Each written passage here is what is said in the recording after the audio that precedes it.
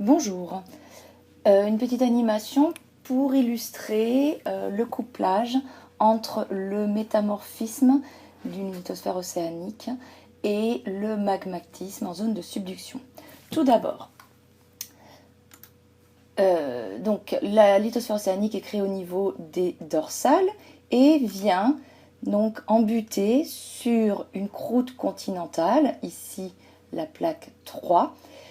Lorsque la lithosphère océanique est suffisamment dense, à une densité supérieure à la sténosphère, elle va plonger et s'enfoncer sous l'autre plaque, sous l'autre lithosphère. Cet enfoncement se matérialise par des séismes, c'est pour ça qu'on parle de marge active, puisqu'elle est géologiquement active. Donc au fur et à mesure de l'enfoncement, cet enfoncement est marqué par des séismes qui matérialisent ce que l'on appelle le plan de Wadati-Benioff.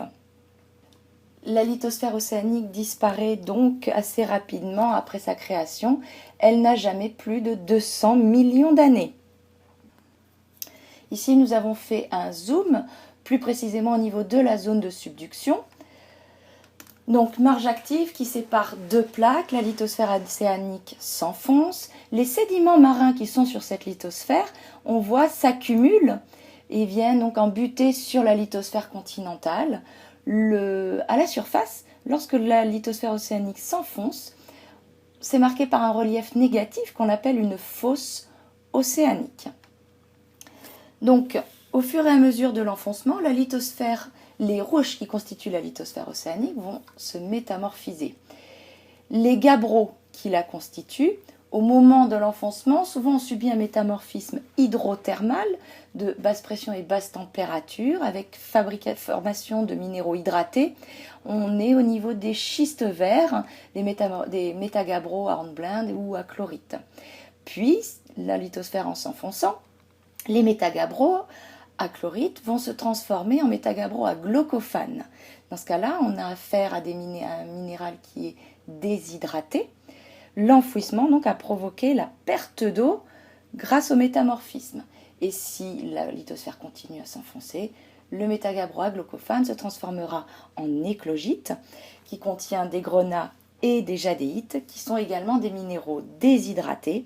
Donc cette transformation va entraîner une perte d'eau.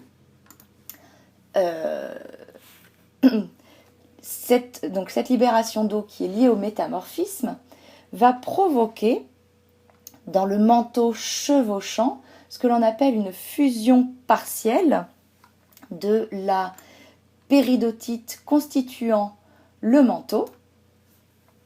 Cette fusion partielle est à l'origine d'un magma et ce magma va remonter jusqu'à la surface, provoquant le volcanisme andésitique, caractéristique notamment de la cordillère des Andes.